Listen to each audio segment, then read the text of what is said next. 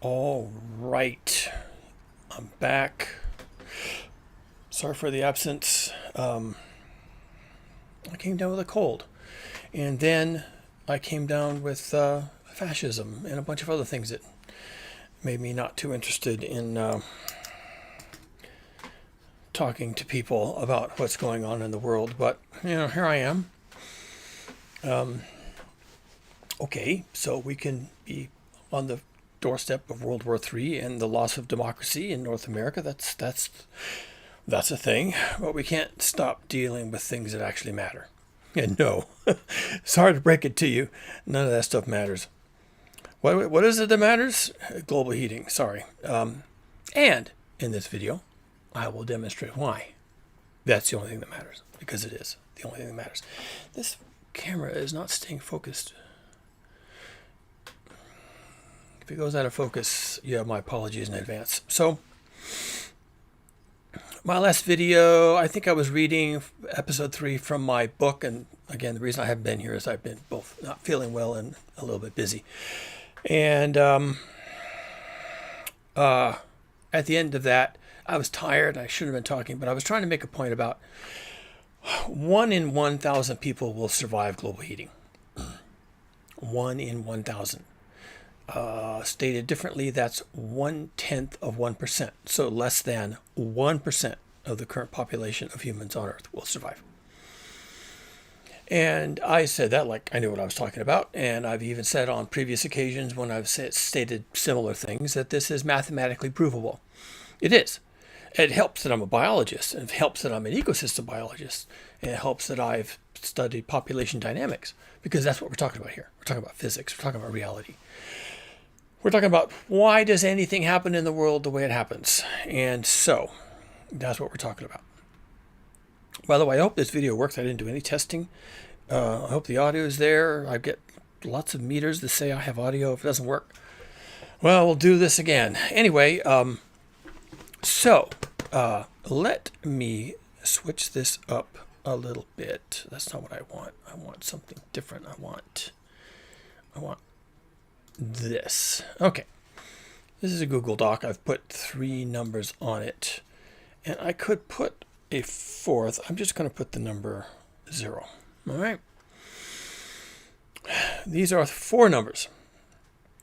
We won't count 0. There's 3 numbers. The top one is 8 billion. The middle one is 8 million. And the last one is 8,000. They differ by what we call 3 orders of magnitude. So 10 times 10 times 10. 3. 10 is an order of magnitude, meaning if you multiply something by 10 or by an order of magnitude, you add a 0. So 7 to the next order of magnitude is 70. 7 to 2 orders of magnitude is 700. It's pretty simple. It's just words, right? It's just nomenclature. We like to talk about things a certain way. So these 3 numbers differ by 3 orders of magnitude. Now that's a big difference. These are huge departures. 8 billion is 3 orders of magnitude larger than 8 million. What are these numbers? I did not pick them at random. I'll tell you what the first one is. You may have already decided what the first one is. 8 billion is the approximate population of Earth at the moment. It's approximate, and they come up with different numbers, but for our purpose, and it's probably over this, but for our purposes, it's fine. 8 billion. The bottom one, I don't mean 0. I'm going to get rid of 0, but there's an implied 0 here. That's called foreshadowing. That's called foreshadowing. There's an implied 0 here. The bottom number is 8,000. And I'm going to talk about that one first. You can do a chat GPT or probably even a Google search and ask the question, how many billionaires are there on Earth? And I did it. I only did it once. I did need a second opinion because these are all approximations. And the number is 3,000, which is kind of a big number. I wouldn't have predicted that there are 3,000 billionaires. Actually, it's bigger than that. It's bigger than that, but I'm just going to use round figures. That there's 3,000 billionaires on Earth. Wow. And you wonder why we have the problems we have. I'm just using money to as a proxy to get the number of people, to get at the number of people who are running the world. The number of people who are running the world. So I ask, well, probably the billionaires are running the world, right? I mean, maybe there's more than that are running the world. There's, obviously the billionaires make the list, every single one of them. But then probably also a really light, high net worth millionaires make the list too. So again, if you just want to hit some round figures, you just want to say, well, how many people are actually running the world, and who get everything, who get everything that matters? They will get they get the first of everything. Every new thing, they get the first of it. Every expensive watch, they always have that. They always have the first model of every new type of car. They got the first Tesla. They got the first Bugatti. Back in the 1898 or whenever the Bugattis came out, they got the first Ferrari. They got the first Volkswagen, as far as we know. So these are the people who get the first of everything. They also get the last of everything. So if no one else has anything to eat, these people get fed. If no one else has a safe place to stay, these people get the last castle. So these people get the first of everything, they get the last of everything, and in between the first and the last, they get the best of everything. So these are the people that run the world, and they run the world for their benefit. So if they can get the first of everything, and the last of everything, and the best of everything in between. And I'm making a big deal out of this because I'm trying to make a point that the 3,000 billionaires, it's more than that, on Earth are running the planet. They just are. Do we have to argue about that? There's probably another group that are high net worth individuals or that are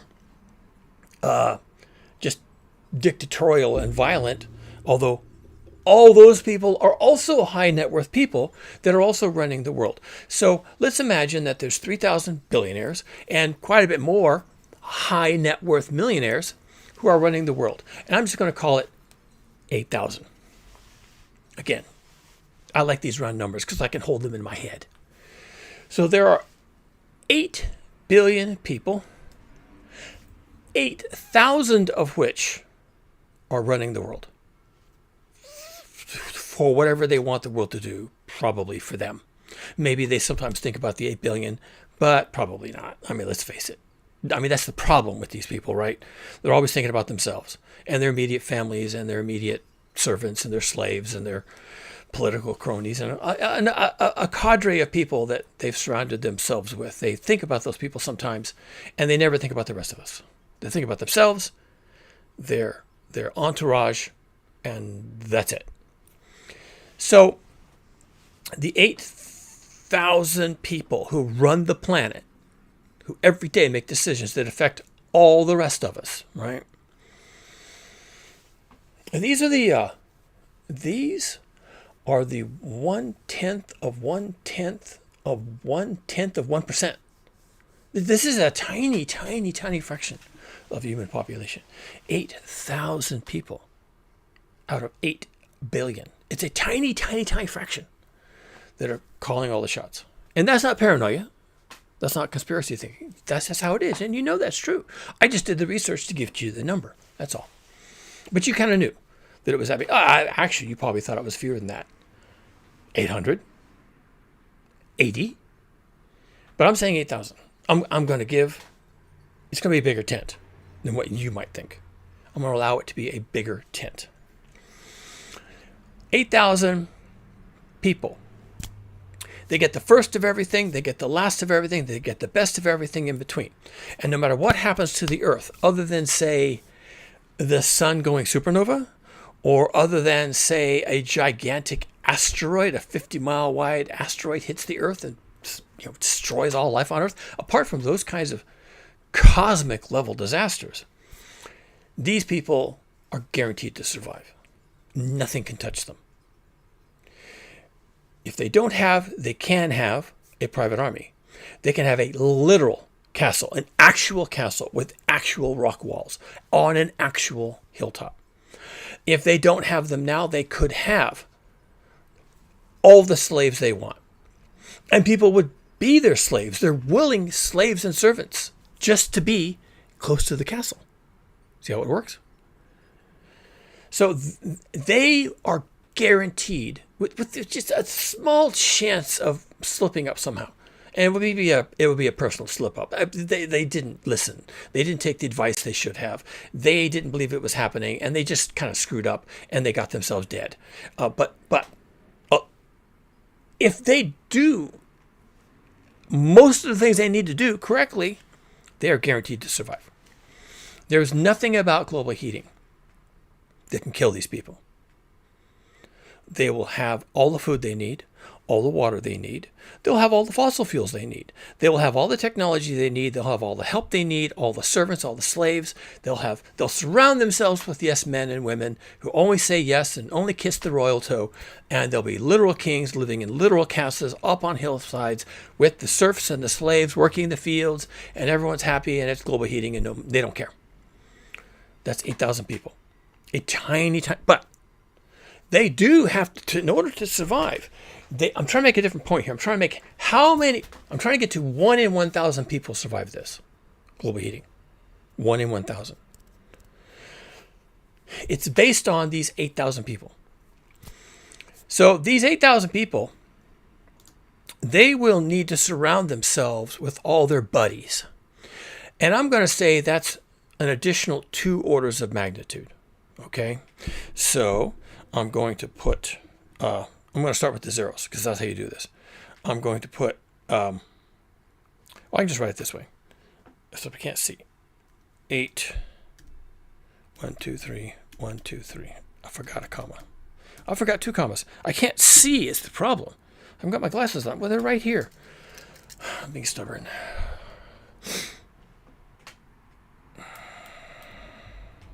That's not where the comma goes. Okay, again, that's 2 zeros on top of 8,000. You see that? They're actually physically there. Ignore the commas for now. That's 8,000 times 100. 8,000 times 100 is 800,000. That means each of those 8,000 people are able to collect around them, and this would be easy, right? We're way underselling this. They're talking about survival, global survival. If you're near me and what I have, you will survive. Let's say each of those 8,000 people attracts 100 people, which should be easy. That's almost their extended family. That's their private, they have a private jet. That's the pilot for their private jet and their pilot's family. That's their own family plus their families, right? That's some aunts and uncles who are important. Maybe even some business partners that are important and their families. And then all of these families and all these important people have to have, these aren't the servants. So they have to have their own servants. And remember, we're living close to the land now. So everyone has to have a certain number of slaves and serfs to work the fields. They have to have protection. And, by the time you get, these 8,000 people have surrounded themselves with people, it's at least 800,000 people that are now under the umbrella of the elites. 800,000 people. Now, in fact, I think it's probably closer to 10 times more than that. 10 times more than that. So another order of magnitude. I think it's at least 100 just to sweep in their immediate family, immediate associates, immediate people that they owe some allegiance to, and their families, and some basics, not even basic service, just basically the people. Then, if you hit it with another order of magnitude, you get 8 million. So I can erase this number now. And what the claim I'm going to make is that if you take the 8,000 most important people in the world by wealth, what else are we going to work with here? The 8,000 most important people in the world, and you give them a village, their own village of about 1,000 people. So, but then again, that's their own families, their own associates, their own friends and colleagues, people they owe a debt to, people whose opinions they value, doctors, right? You're going to have your own doctors, and nurses and surgical teams. They have to have all that stuff and all their families and all this stuff. And by the time you figure out how many people these 8,000 elites are going to need, you end up with a number called 8 million. And that's why this is on the screen. If you take the elites and you give them what they need to survive, their own people plus people to support those people, you end up with a number 8 million. Now, 8 million is, again, 3 orders of magnitude less than the global population. So that's 1/10 of 1%. 1/10 of 1%. 8 million people, which is, again, the elites, their families, minimum personal levels of service, handmaids, chefs, cooks, pilots, right?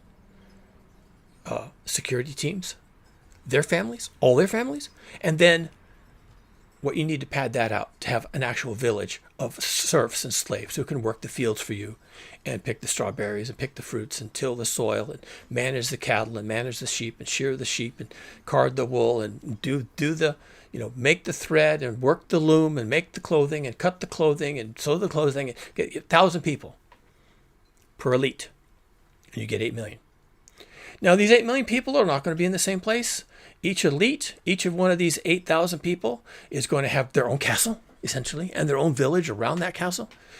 They may be within, eyesight of each other, but that's not really a problem. These are all the elites. They respect each other. They probably even know each other from their prior life. And, of course, they all have their security details. Will they invade each other and try and take each other's lands? Of course they will.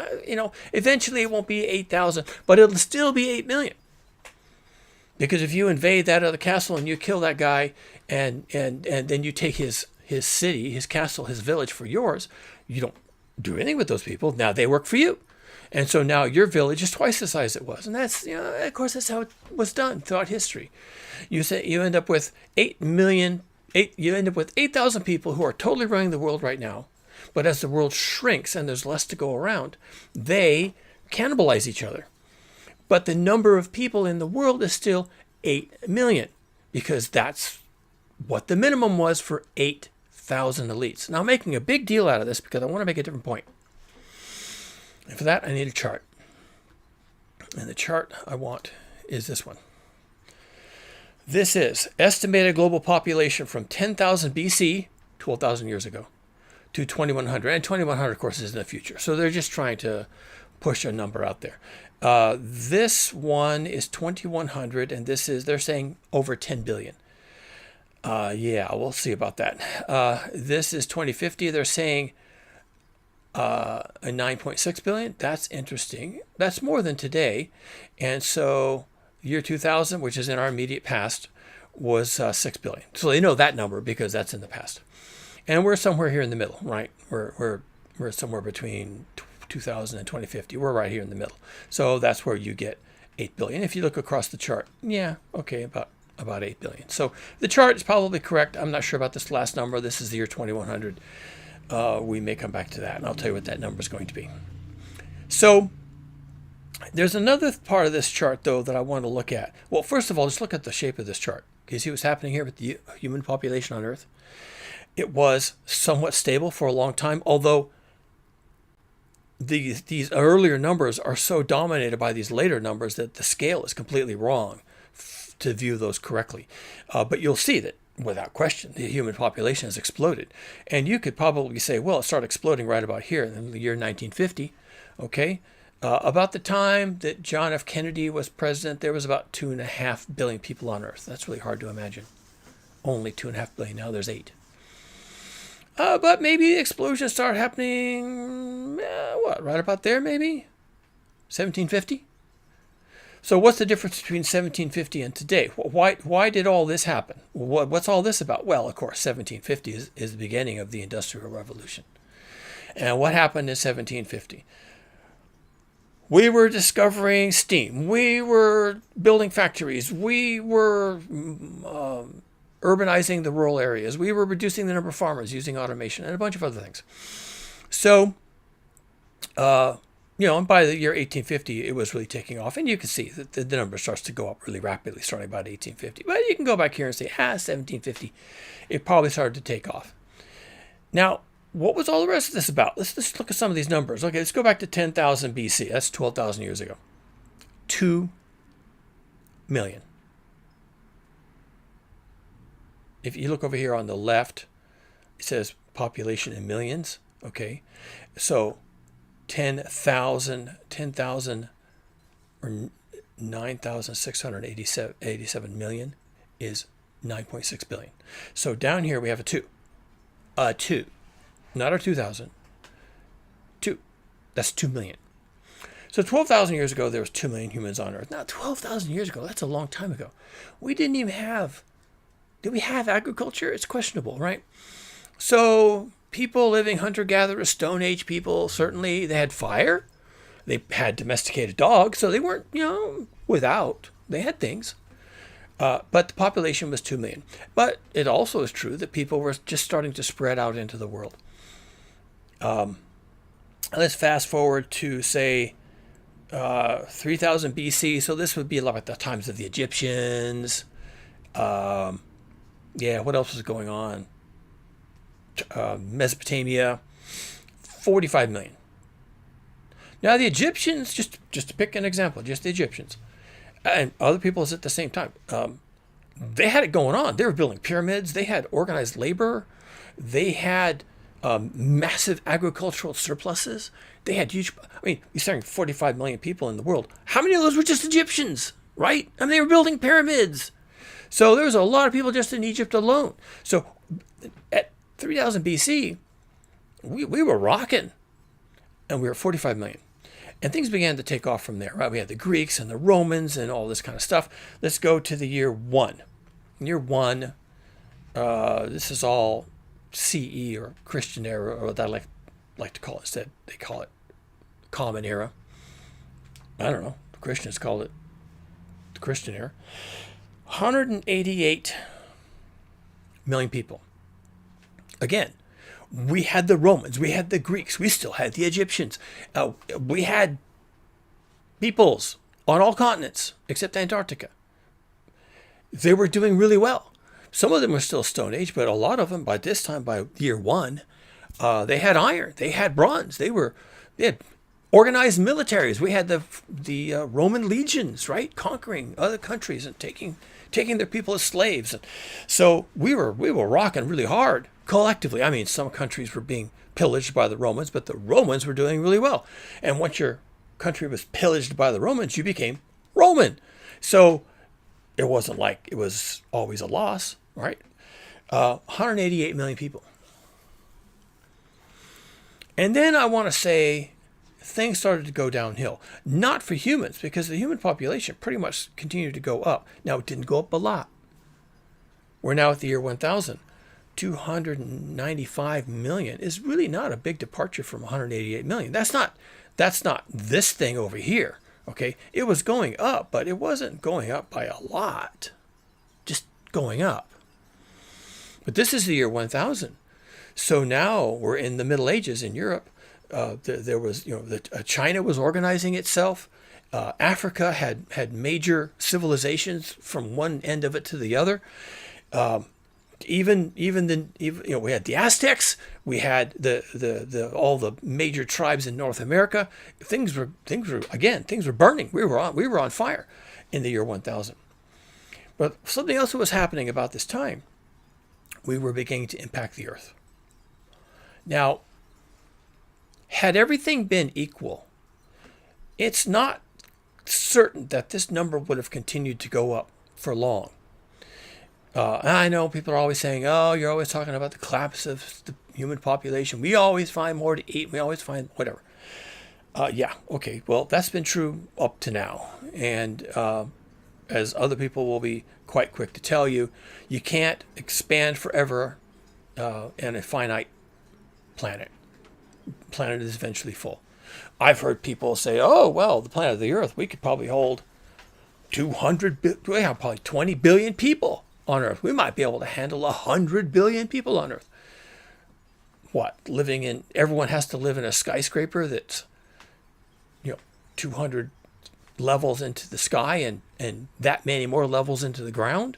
And, no one ever gets a chance to see the blue sky. No one ever gets a chance to see a tree. And your food is basically recycled from human bodies. And yeah, I guess if you're willing to live like that, I guess you could. But We don't want to think about that right now. So at some point, we hit a limit.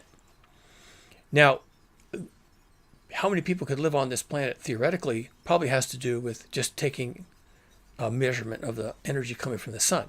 And if you looked at that energy coming from the sun and then you calculate how many living things could that energy support if we captured 100% of it, which is theoretically impossible. Well, whatever. We're just playing games here. So if you maybe just from the energy component of the sun alone and how many calories that can produce and how much food that calories produces per human and how many calories does a human need to survive daily and this and that and the other thing, and maybe you get a big number, 20 billion, 100 billion. Who really knows? In any case, thanks, Richard. I appreciate it a lot. Back to this. Notice that who came up with this chart? I don't even know. I should have looked it up. Statista.com. Okay. Oh yeah, there it is. Copyright 2025. Statista. Why am I so dumb? I can't talk. I should have got myself a glass of water. Anyway, you'll notice what Statista is saying. They're saying that by the year 2100, which is a long ways from now, this exponential growth that we've been experiencing will kind of start to level out. And so they're basically, wherever they got their number, someone was saying, yeah, this is going to go on forever. So you can forget 20 billion and you can forget 100 billion, right? 10 billion, 11 billion, maybe 12. That's what they're saying. I have a different idea. We are supporting 8 billion humans on Earth with the copious consumption of free energy from fossil fuels. Normally, the number of humans you can have in a given area is the same as the number of any type of animal or plant you could have in that same area. And that number is determined by how much food there is. The amount of food there is determined by how much energy there is in the system. And the energy, up until recently, was all solar energy.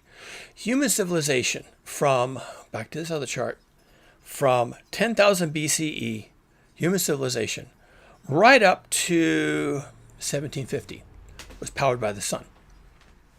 That was it. Even if you were, and I don't mean solar panels and wind farms, no, I'm talking about the sun causing the grass to grow, the sun causing the grapes to come on the vines, the sun bringing the fruits and nuts, the sun bringing the rain and other things you have to have, the sun driving the earth dynamic system, the sun doing everything that needs to be done energetically. And if you had a wax candle from beeswax and you lit it, you got light and heat from that candle, that light and heat in that candle came from the sun, courtesy of the bees.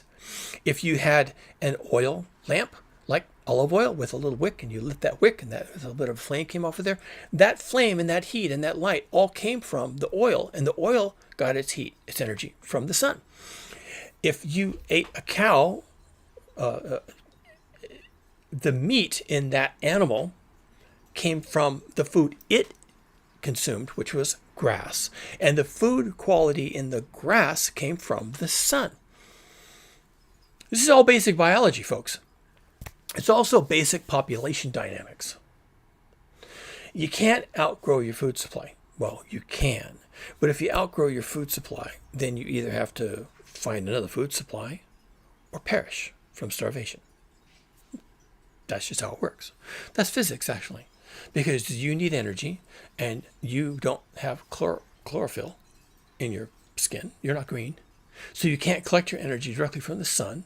Therefore, you must eat something that can do that, or that in turn ate something that can do that.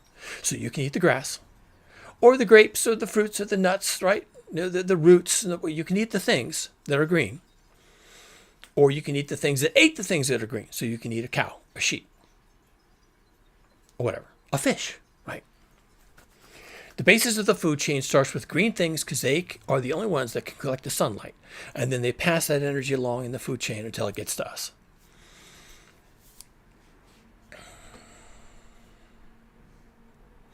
When we discovered the free energy in fossil fuels, we were able to turn that on its head. I call it free energy because we didn't have to make it. It was just there for the taking. It's in the ground. You have to dig it out of the ground, and that's not free. It is free because the energy used to pump oil out of the ground comes from oil, which is free. And the energy used to dig coal out of the coal seam, the electricity, comes from a power plant right next door, run by coal. So it's free. Humans don't even have to expend their own energy to get the coal. They just have to drive the machine. And the machine does 99.9% of the work. So because the energy was free, I know they charge you for it because that's capitalism. But it's free to them. It really is. We don't have to do anything to put the energy into coal, oil, and natural gas. We just harvest it. It's like a wheat field that you just stumbled upon. You were just walking along thinking you were really hot and hungry, and you turn the corner and there's a wheat field. And there's a threshing machine, and there's a threshing floor, and there's a harvesting, and there's a scythe, and you can, and wow, and the wheat is just there. You just cut it off and you start shoveling it in your mouth. It was free, right? You didn't do anything. Or you come around the corner and you're hot and you're tired and you're hungry and you're really hungry and you see just fillets of fish just laid out on the shore of the river. How'd that happen? Did someone catch those fish? Did someone skin those fish and fillet them and lay them out for me to eat? I don't know. It's free to me, and that's all you care about. So fossil fuel energy, we're not doing anything to put the energy in that energy. The plants did that. The plants are gone. We didn't do it. They did it. We're just coming along later and taking advantage of it. So when you have free energy, I don't mean free as in beer. I mean free as in no labor involved in putting the energy there. Then you can go nuts. And provided we have absolute constant access to fossil fuels and the supply is never diminished and the supply is never curtailed or cut off and there's never any problems getting at it, then you'll have all the food you can eat, all the energy you could use for anything you want to do, including illumination, internet access, this computer, that desk, this microphone, this shirt, everything from free energy.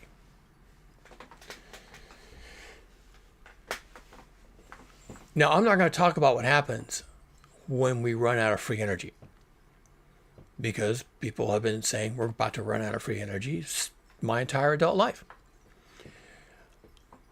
We will never run out of coal, oil, and natural gas. If that's how you think you save yourself from global heating and all the other calamities that come along with burning that nasty stuff, well, you can forget it. Humans will never stop burning coal, oil, and natural gas. I'm convinced of that. It's too profitable, and for most humans, it's simply now necessary for life. We don't, grow our own food. We let machines do most of that. We don't carry the water from the river in a bucket on our shoulders and pour it on the plants. We let machines do that. We don't generate electricity. We let machines do that. We take advantage of it. Maybe you're the guy driving the tractor that's harvesting the wheat, but probably, knowing what I know about agriculture, the tractor actually drives itself. It even makes the turns. You're just sitting there. What? You're on your iPhone and you're playing Angry Birds or something? I don't know what you're doing. You're just sitting in the seat and you're just kind of keeping an eye on it, and it goes up and down the aisles and it makes the turns and it goes up and down and it harvests the wheat and it tells you when you need to dump the wheat into a truck, and the truck shows up, and maybe even the truck isn't even driven by a human anymore. I don't know. Doesn't have to be. It probably is now, but it won't be in the future. We have almost no input into our food supply. And in the future, that amount of input will be less and less and less. Nobody has to do this work anymore. You'll be able to burn your fossil fuels for your lighting, for your internet, for your, anything you want to do, forever. We will never save ourselves from burning fossil fuels. We will burn fossil fuels until the heat death of the universe. Except we won't.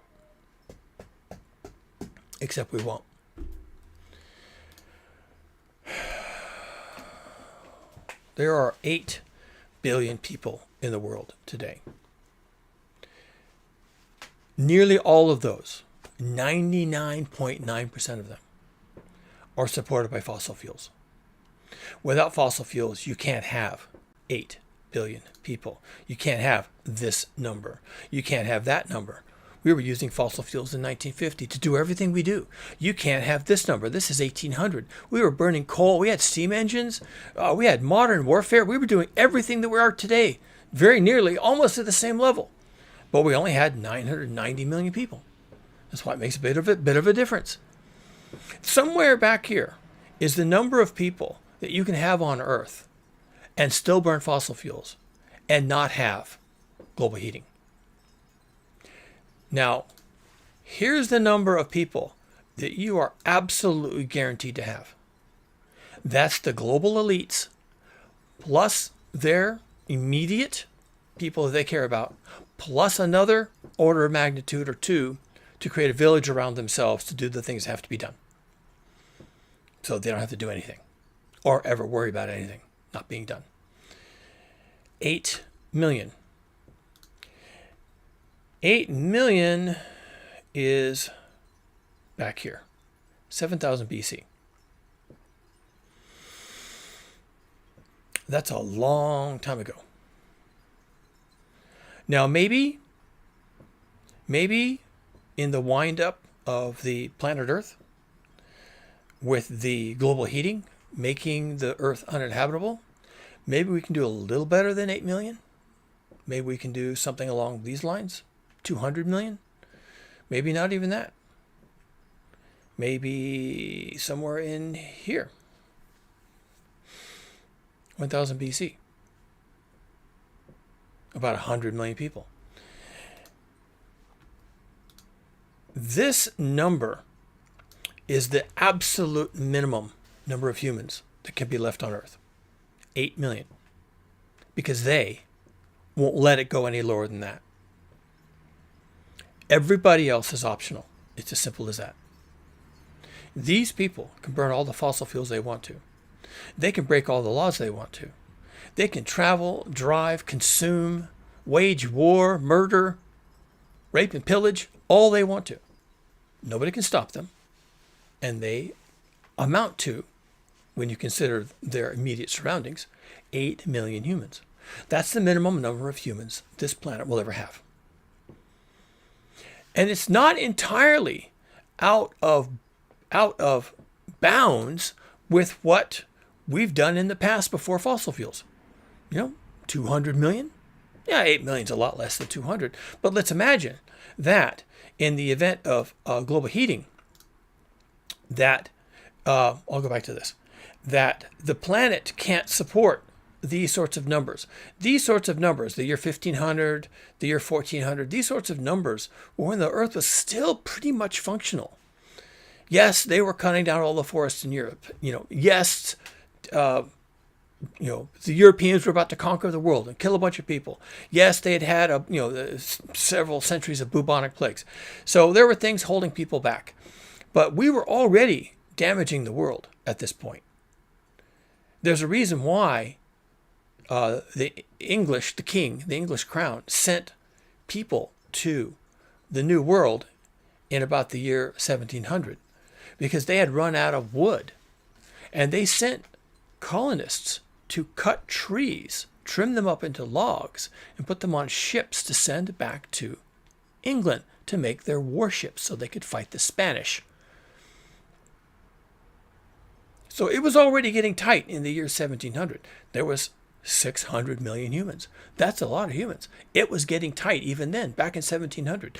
Probably, given global heating and how much damage we've done to the planet already, and we've done a lot. Right here where I live, South Bay. This used to be called the Valley of Heart's Delight. It's a big riverine system with several rivers and creeks running through it most of the year. The floods would it's almost like the Egyptian Nile, the Nile Delta. The rivers would flood periodically and create a fresh layer of silt, and then they would go back into their courses, and the rich soil, the loam could grow anything. And here in the Valley of Heart's Delight, they were growing food for San Francisco, for Monterey. They were growing all the food that anybody needed. And we still have an amazing breadbasket just south of here in the Salinas Valley, and part south of here. And you go down to Fresno, which is far away, Central California. They grow enough food to feed the world. Well, right here in the South Bay, this has all been paved over. It's concrete and asphalt, except what's in people's backyards. We still have access to the soil in people's backyards. So if you just look at the South Bay, which used to feed the entire area, which now can't even feed itself because it's been paved over, how many people can this support? So in this book I'm finishing up, and yes, I will come back to that. I'll do a reading. I'll do a reading tonight. I really want to get through that. I've been doing a lot of editing, so that I'm keeping up. I actually spin off a little subplot about how many people are still alive down here. And in the book, I come up with a number. It's like a couple thousand. Before the disaster, there was close to a million people in San Jose alone, another million probably in Cupertino. Santa Clara, probably 500,000. There's probably 2.5 million people here in the South Bay. And let's say you go from 2.5 million to 2,500, because that's about what it can support now. If you had to grow your own food and find your own water and come up with your own protection and avoid predators, we'd go from 2.5 million to 2,500. That's 1 in 1,000. That's 3 orders of magnitude. And you're going to keep coming back to this. You're going to keep seeing this. That when you take the Valley of Heart's Delight and you pave it over, then what could have supported 1,000 people, then an area that could have supported 1,000 people, and probably did, can support 1. Because it's paved over. Plus, if things were to go sideways really bad, you wouldn't even have, the people remaining here in the South Bay, wouldn't even have the skills and the tools that the people in, say, the year 1400 had. You could support almost 4 million people, 400 million people in 1400 on the planet Earth. But as you should know, most of those 400 million people were farmers and animal husbands, and they had their herds, and they grew their own meat. I mean, like right there, the pasture was just up on the hillside. They raised their own meat. They had their own wool, and they had their own goats and pigs, and they built their own homes from local materials. And anybody could build a home if they wanted to. They could build a home any size they could afford, the time and the materials to do. And some people had better homes, and some people just lived in mud huts essentially. But they could have it. It was okay. No one would stop them. And all these communities were built originally around water sources. So yeah, sure, you had to take a bucket or a basket or something and go down and come back with your water. But it was right there. And maybe there was a well, and the well was drilled into, the underground aquifer, which also connected to the river. So you didn't have to go to the river; you just go to the well. And there were people to dig the well, but the well didn't have to be very deep, because there were no electric pumps pumping down the aquifer. So the level of the well, water in the well, was pretty close to what it was in the river, because that's how rivers are. They just saturate the landscape. And when you drill a well over here, the river's over there, and you drill a well over here, you're pulling actually river water. You just dig the well where it's convenient for you. And then the water comes in from the river and ends up in the well. Then you pull it out. So, they had their local well. They had a river nearby. They had fish. They had reeds. They had willows to build buildings and houses with. They had all their carpenters. They had a mill for grinding wheat. They had a field. And they had rituals about how to plant the field, how to harvest the field, and how to put up the grain. And they had the silos for that. And they had every household had its own stone for grinding wheat, and there might have even been a mill that was powered by what? The wind, the water, animals even. Animals walking around in a circle all day. It's not much of a life, but it's a life. So you could have a mill, and the mill would take your grain, your part of the harvest, and they would grind it into your flour, and then you could go home and bake bread or do whatever you wanted to do. So back in 1400, We had all that working for us. And how much of the soil in 1400 was paved or put under concrete or under freeways or parking lots or parking structures and malls and suburbs? None of it. Zero of it was under asphalt and concrete. Zero. And how many people didn't have ready access to fresh water? Zero of them. But if your water supply ever fails to your house, that's it. You're done. So how many people can this South Bay support of the 2.5 million? I'm just guessing. Okay, you have to look it up. I could probably just ask Google right now what the population is, but I'm not going to bother. 2.5 million people living down here. How many people could be supported if we didn't have the fossil fuels and the electricity and the freeways and the grocery stores and the parking structures and everything else? All of it 100% supported by fossil fuels. How many people could it be support? I'm just going to tell you, 1 in 1,000. So it's not 9.5 billion. It's not 9,000 million. It's 8. It's 9 million. It's not 9,000 million. It's 9 million. 3 orders of magnitude less. 1 in 1,000. What can I say? That's how it is. And where on this chart do we see 9 million? Well, it's way back here. Do you remember? Yeah, like 7,000 BC. Now, that doesn't mean you're going to be living like people lived in 7,000 BC. I've already said, we go back to this document. These 8 million people, they're going to have everything. These 8 million people are not living like it was 7,000 BC. These people are living like it is now, or very close to it. They will have internet. They will have electricity. They will have everything.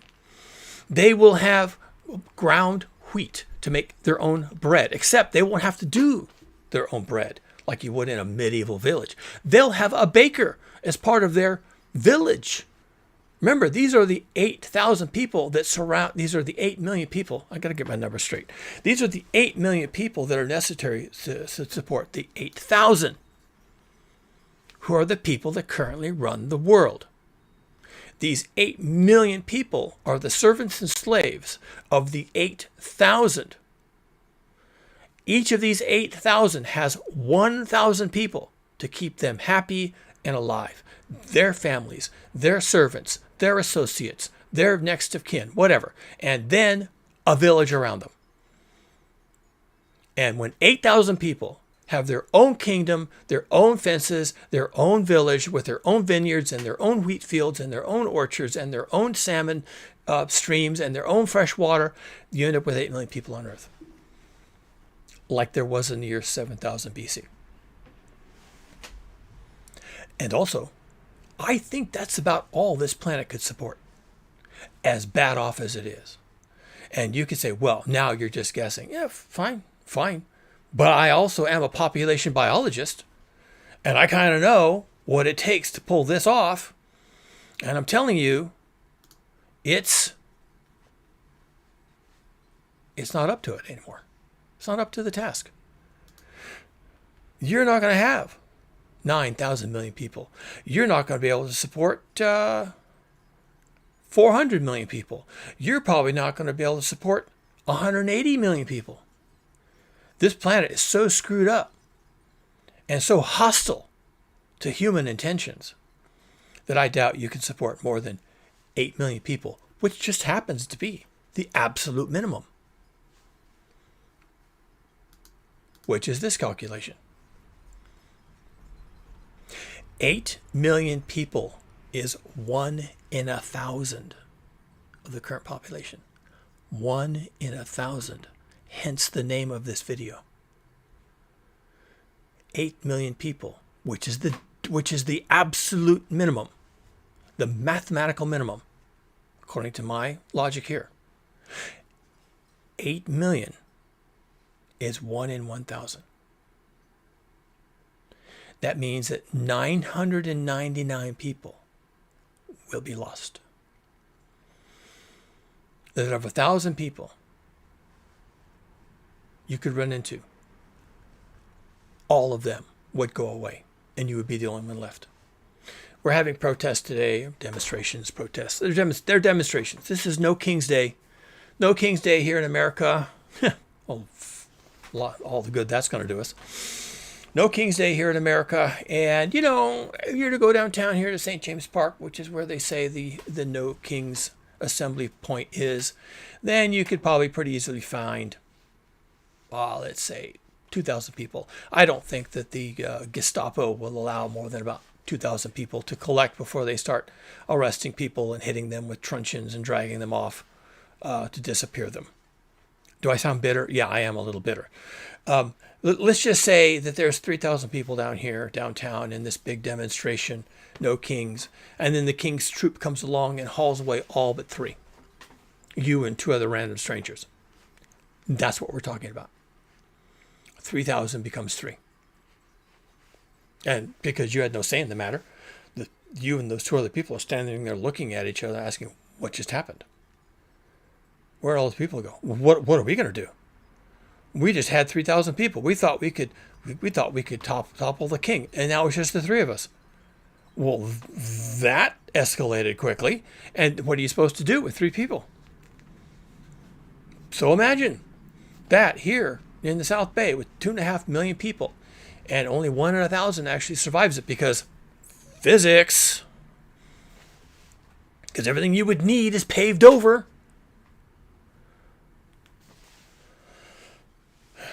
You'd end up with 2,500 people.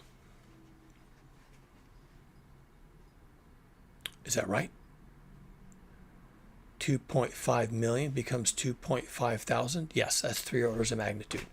2.5 million people in the South Bay, which is huge, by the way. You can see it from space. This isn't a city. This is like 4 cities, 4 big cities, famous cities.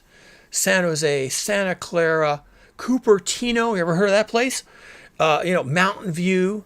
We're all, every tech bro on the planet has a house in Mountain View. And, Palo Alto, Stanford University is just up the street from there. Yeah, the South Bay and the peninsula.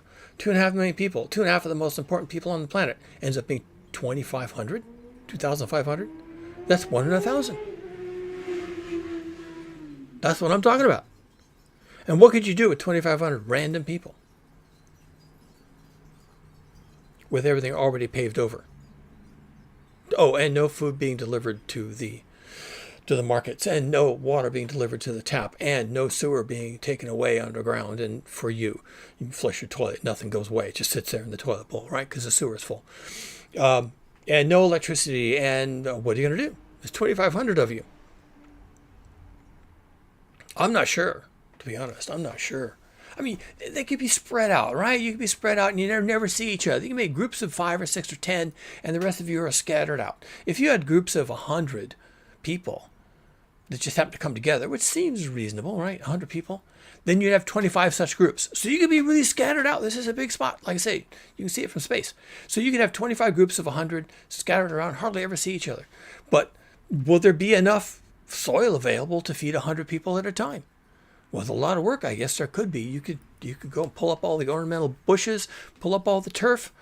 You couldn't do much with the driveways, I guess, or the streets or the sidewalks. You could try and tear it up. I don't know. Maybe it's not worth it. And you would just use the backyards, and you would try and grow some food, and you'd look around for water, and maybe you'd have to go down to the river. It's about, 1.5 miles from here. Or so you could start this whole thing near the river, so you wouldn't have to go so far, or near the creeks, so you wouldn't have to go so far. You could try, digging a well.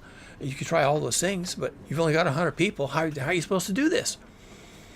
And you don't have any modern equipment. You maybe have shovels, but that's about it. You don't know how to dig a well. You've never done it before, but you're going to try, and it turns out it's too deep before you get to the water, because of course they've been pumping all the water out of the ground to fill the swimming pools and water the grass, and of course that was going on. So they've pumped so much water out of the ground that there is no water in the ground, so you have to go live by the river. And now there's 25 groups of 100 people trying to live by the river, and the river's all they've got, and they're fighting over the water, and they're fighting over the fish, and they're fighting over the fighting, and pretty soon there's not 25 groups of 100, it's 2 groups of 100.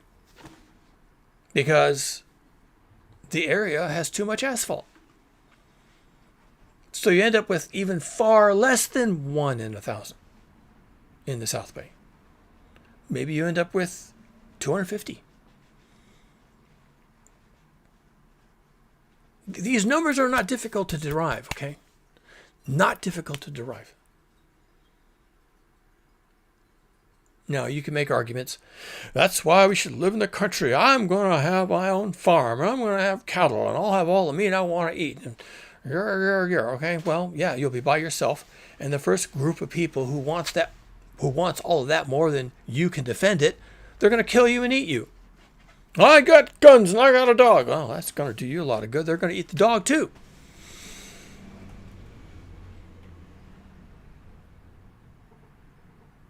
You're going to have to be in a group. You're going to have to be that group. And you're going to have to form a group. And now you have to feed that group and water that group and shelter that group and protect that group. And how many groups can be really pulled together? I don't know. I wrote the book. It's not pretty. It is not a pretty picture. I don't think that 8 million is a small number. I don't think that's ridiculous out of 8 billion. That's just 3 orders of magnitude smaller. It's just 1 in 1,000.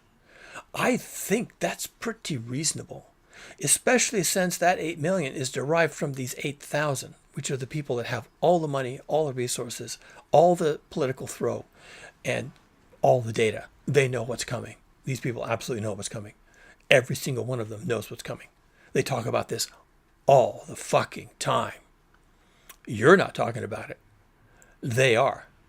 And they're having the same conversations I'm having. And they're coming up with the same numbers I'm coming up with. They're going to say, yeah, about 1 in 1,000. And, you better have your community picked out in advance because that's what it's going to be. 1 in 1,000. And you better make sure you're in that 8 million. You better use your money, use your stocks and bonds, use your political clout, use your private army, use your private plane, buy some land, buy yourself an island, buy yourself a great big cruise ship, whatever you think you need to do to get out of this shit show in some place where you and your 1,000 people can pull this off. And even though there are 8,000 people in the world who could do that, will they? Will they? Will they be allowed to? Will they bother? Will they simply not believe it? Will they get caught, misfooted, caught on the wrong foot? Will they get caught out in the open? Will they get caught on their way to their safe space? Will they get caught in the weather? Will they get caught in the fire?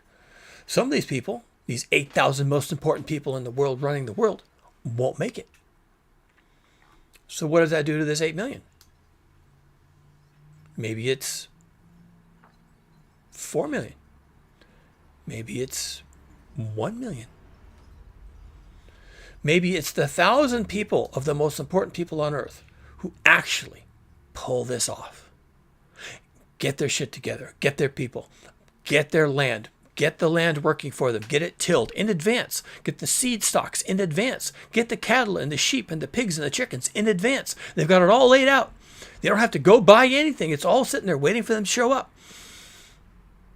How many of the 8,000 people who really matter will do that? What if it's 1,000 of them, which is still a lot of people?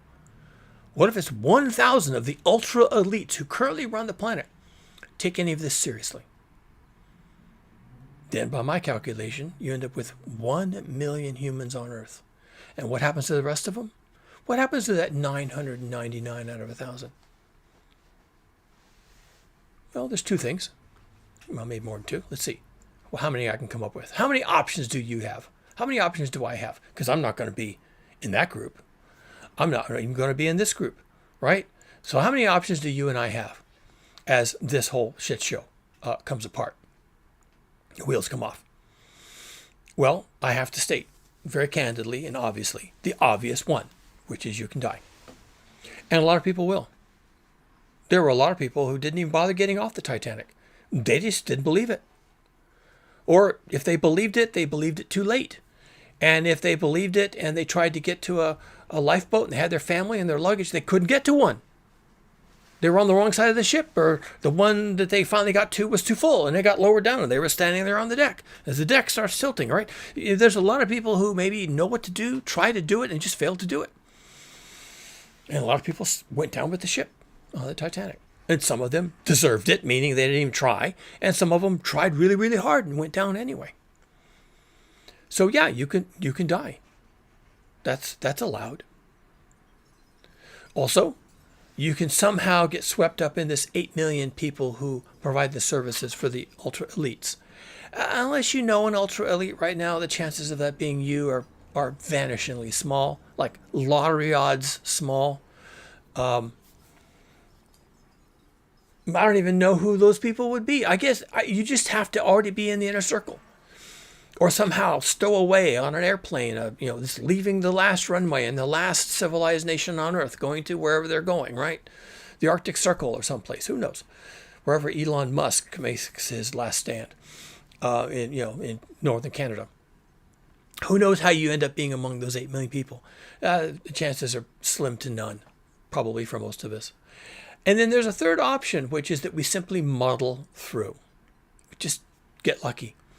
We're not ultra rich. We're not associated with the ultra rich. The ultra rich don't invite us into their castle. We don't even know where the castle is. None of that works out for us.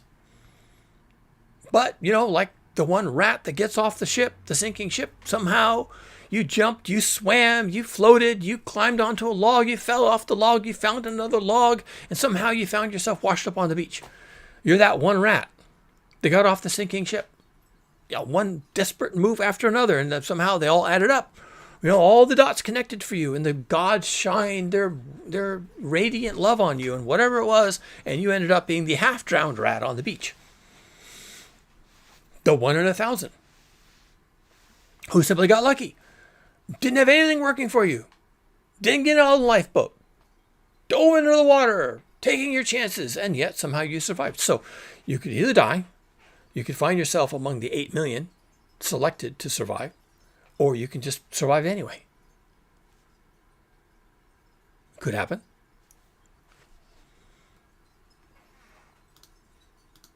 Something's going to happen. Because this planet is going to murder us. Global heating is going to make large parts of this planet uninhabitable. And before they become uninhabitable, it's going to make large parts of this planet unsuitable for agriculture as we know it now. And the wheat crops will fail, and the corn crops will fail, and the rice crops will fail, and there'll be no water when it's needed, and there'll be too much water when it's not wanted, and there'll be flooding, and there'll be droughts, and there'll be heat, and there'll be cold, and the planet is just coming unglued. And it's going to come unglued in ways that we can't even predict, except that it's going to come unglued. We can predict that. And that's already happening. And once the planet starts trying to kill us, then we're going to die.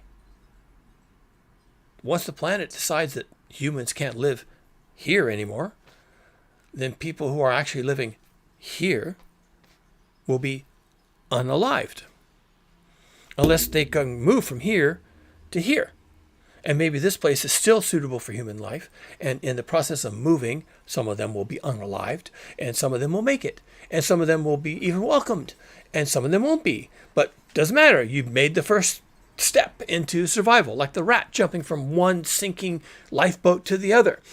And then when that place becomes uninhabitable, maybe you move on to the next, or maybe it's not you, maybe it's your offspring, maybe it's been 20 years, and they move on to the next possible spot. And every time a group of people makes this big move, some large percentage of them don't make it.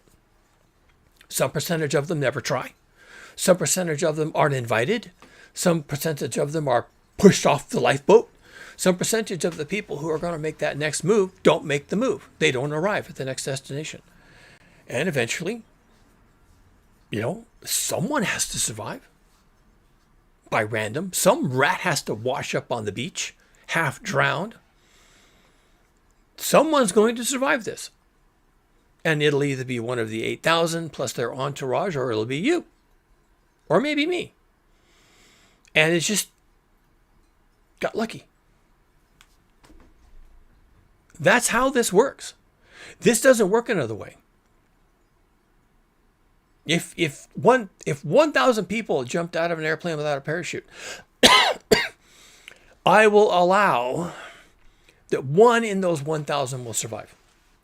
Of course, actual people jumping out of an actual airplane without an actual parachute, it would be more like complete fatality. But let's say there's a scenario like that, where 1,000 people do that desperate thing, and 1 in 1,000 survives. Okay. Were they special? No. It's just the odds. And when this world becomes uninhabitable, then it will be kind of a random thing. Maybe. Who gets to be the 1 in 1,000? Or you can deliberately create a village, have people of a like mind. You decide to work together. You dig a well. You line the well with bricks. Then you create gardens and you know what crops to grow. And so you grow the crops and you have the water and you have the lumber you need to build habitat, and you create walls to protect you and your space, and you lay up your food and you preserve the food, and you have all the tools you need, and you have other things you need, like, books of gardening and books of medicine and herbs for herbal treatments, and maybe you end up with a healer or a nurse, and maybe you end up with a surgeon or somebody who can set bones. Maybe you end up with a stash of antibiotics, something left over from the prior world. Maybe you end up with electricity because someone had solar and someone had batteries and someone knew how that worked, and so you have electricity, and maybe you have power tools because sure, why not? And maybe you have enough electric cooktops and enough electric grills that you can use your electricity to cook food. Because why not? And where's the food going to come from? Well, some of it will be in cans that you find laying around, and some of it stuff you grow. And maybe someone can come up with a rabbit, and maybe someone can come up with a chicken. And pretty soon you're raising chickens and you're raising rabbits. Now you have a source of meat and eggs. And who knows? Maybe a cow or a small herd of cows wanders into your neighborhood, and you catch the cows and you corral the cows and you make them, a paddock for them, and you define some pasture, and now the cattle can run on the pasture. If all that works out for you somehow, that's like a miracle. But let's say all that works out for you, and you have the wisdom to see. You don't eat the cows, you breed the cows, okay? And you have all that wisdom, and everyone in the village agrees we're not going to eat the cows, we're going to breed the cows. And everyone agrees we're not going to eat all the wheat. We have to keep some of the wheat for seed for the next harvest, okay? If you can get all that worked out and you don't eat all the cows, then you can have a herd of cattle. And then you can use some of the cattle, the bulls in particular, but some of them, to pull a plow or to turn a grindstone to grind your wheat for you. And if you can capture a herd of horses and you don't eat them all, then you can breed the horses. You can have something to ride, something to pull a plow, something to pull a wagon, and you can figure it out, and you can reproduce some functionality for yourself, but only if you've got the wisdom and the leadership and the patience to do it, and you don't starve to death in the meantime, and you don't get killed by a plague, and you don't get killed by a bunch of zombie cannibals, and you don't get overrun by the Mongol horde, and you don't drown in a flood, and you don't bake in the heat, and your crops don't always fail, and if all that works out for you, then you can be the 1 in 1,000 who aren't the elites. You can be the 1 in 1,000 who didn't have a castle and didn't have slaves and didn't have internet, and didn't have fossil fuels. You can be the 1 in 1,000 that just kind of pulls it together. Although I think you need to start doing that now, to be quite honest. You can't, of course. Nobody can do it now. Nobody will. They can't. They can't do it. You must do it, but you can't.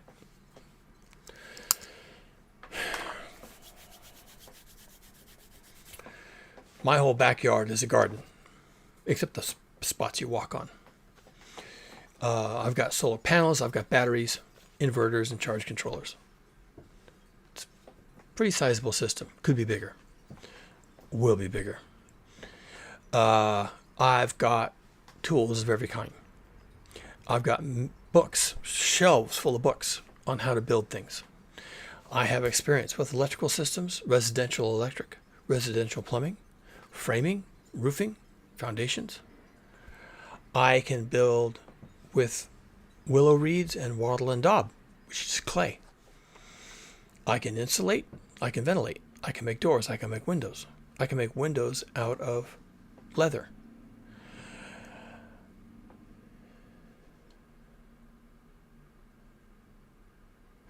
I know all these things in part because I'm curious about how the world works.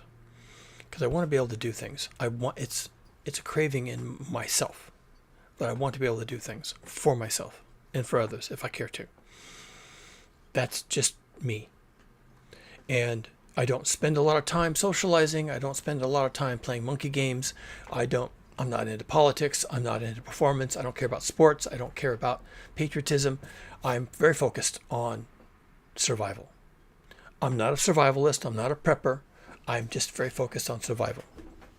Like my namesake, the cougar. Every day. Every day I'm about that. I survive. I have to go hunting. I have to do this. I have to do that. These are things I have to do every day. And I do them every day because I'm dedicated that way. I'm not 1 in 1,000. I'm 1 in 1,000,000.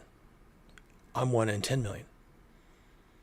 If there's a population in the South Bay of 2,500 people, or of 2.5 million people, there probably aren't 250 people like me at my level of performance and my level of intensity. I do things casually that other people cannot even imagine. And I do them casually. Like, no big deal. There will always be people like me around. Villages are built around people like me.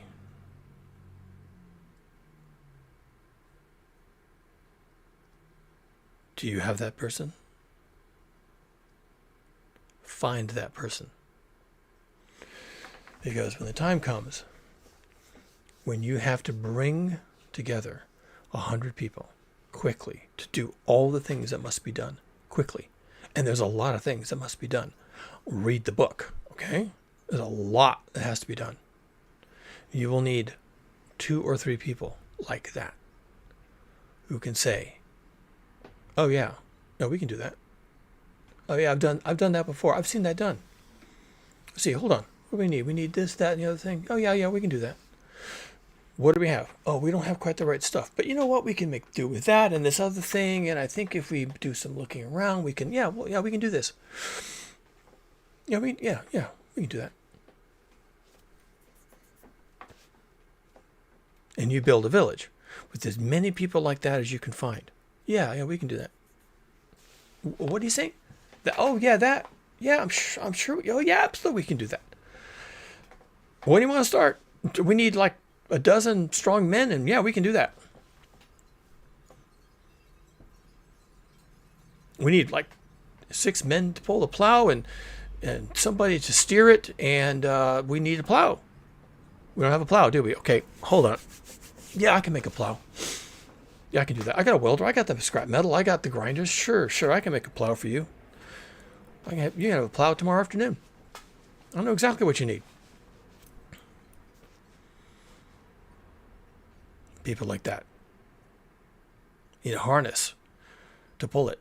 That's leather. That's something else. That's rope. You just need to knot it in a particular way and hook it up. And that's fine. And we'll have 8 people pulling the plow. And as long as we have 8 more to give them a rest and keep people fed, then we can plow this field. That's not a problem. We just need a plow. I'll make you a plow. It's not a big deal. What else do you need? You need something else? Oh, we need seed. Do I have seed? Does someone have wheat berries? Does someone have corn? Okay, well, let's do it. Let's go. 4 days later, you've got a big corn patch. You got a 1/4 acre of corn growing. That's what you need. You don't really need fossil fuels. You don't need to be one of the 8,000. You don't need to be in their entourage. You just need to be ready to move. You can't do that now. You will do that. When does all this land? When do the wheels come off? Look around. Look around, please. I think the better question is how long can this shit show continue?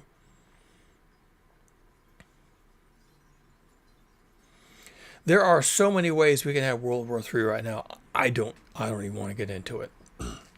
There are so many ways that the United States of America is going to go completely bonkers. The wheels come off completely. I don't even want to go down that road. I just don't even get me started. I'm so stressed out right now. I can't even think clearly about the problem. Yes, the wheels could come off completely. Let's see. Tomorrow morning, you can't do it now. You're going to have to do it soon. Find your people. Keep an eye out for equipment you're going to have to have. If you don't have a shovel, buy a shovel. If you don't have any seeds, go buy some. If you can find a source for field corn, buy 5 pounds of it. If you can find a source for raw wheat berries, buy 25 pounds of wheat berries. You can make flour out of it later. Oh, but you'll have to have a mill. Huh, do you have a mill? I don't know. Find one. You can start thinking about it. And when the wheels do come off, you can be one of those people. When your neighbors get together and some of them are crying and some of them are swearing and some of them are brandishing their guns and some of them are becoming suicidal, you can say, look, guys, I know it's looking bleak, but guess what? We've got our homes, we've got each other, we're smart, we can pull together, we can figure this out, we can make sure our perimeter is solid, we can knock down our backyard fences, use the wood to bottle up our windows, we can pull up the sod, pull up the ornamental bushes, fill the swimming pools, except they might be useful for storing water, so don't fill the swimming pools. But wood over the swimming pools and use the swimming pools for storing things. We can do some things here, folks. We don't have to give up. We don't have to say without fossil fuels, it's all over. Let's just call ourselves the 1 in 1,000. We are the 1 in 1,000. 3 times more people than us is not three orders of magnitude more people than us, whatever we are, 10 people. Then 10,000 people aren't going to have this conversation. They're not going to figure it out. 10,000 people outside of this group of 10 is not going to be able to figure it out. But we are a group of 10 that can figure it out. We will be the 1 in 1,000. We will be the 10 in 10,000. We will be the 100 in 100,000. We will be the 1 in 1,000. We. Well, it can't be we. You can't be we if you're 1 in 1,000. That's bad. If it's just you, then you have a big problem. I mean, you have an insurmountable problem. But if there's 10 of you, there's 20 of you, yeah. Maybe you can pull that off. Worth the thought. What's it going to take? Where do you need to be? So that's all I have to say on that. I'll do a reading from the book. I think we're up to episode 4. I'm doing a final edit just to read through. And I'm finding some things that are not quite coherent. I am changing some of the earlier material. Doesn't matter. When I publish the book, you can go back and read it, and maybe you'll find the places where I made changes. Right now, I'm just working on continuity, story structure, make sure that there's no loose ends, and then I'll put it away. I have other things I'm working on in the back of my mind, and I'm working on keeping one eye on the end of the world. As if I didn't have enough on my mind right now. The end of the world. So let's leave it there. Thank you for coming back. Spread the world. Spread the word. I can't even talk. I'm so tired. Spread the word that you're trying to find people who are willing to fight to survive. It's not a bad way to present it, right? Hi. My name is so-and-so. I'm fighting to survive right now. I don't know about you, but I really would like to talk about that with somebody. Would you like to talk about that? I really feel like I'm fighting for survival right now with all the bullshit that's going on. Would you like to sit down and share your thoughts with me on the topic? No? Oh, okay. Well, never mind then. I'm looking for that 1 in 1,000. Oh, you would? Well, I guess you're probably in the same position I am, and we just kind of need to put our heads together. I don't even know who you are.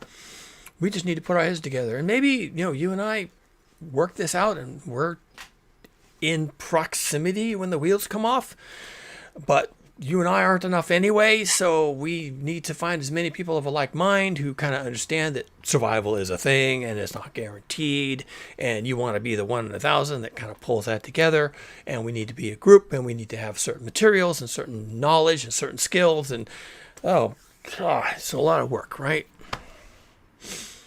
But it starts like this. You and me. It starts like this right here. You and me. I mean, that's the minimum. You and me.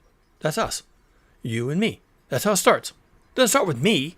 Well, okay, it starts with me being willing to take time to sit here with the camera and the lighting and the internet and all the other things I got to do, and being tired and overwhelmed, and the wheels are coming off, and having one eye on that while I'm trying to keep all this other chainsaws in the air. And then I take time and I sit down here and we do this. We do this. What are we doing? I don't know. What do you want to call this? Fuck.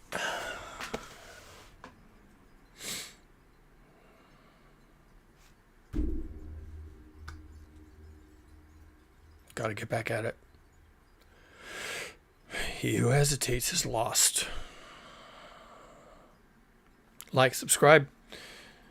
I'll be back.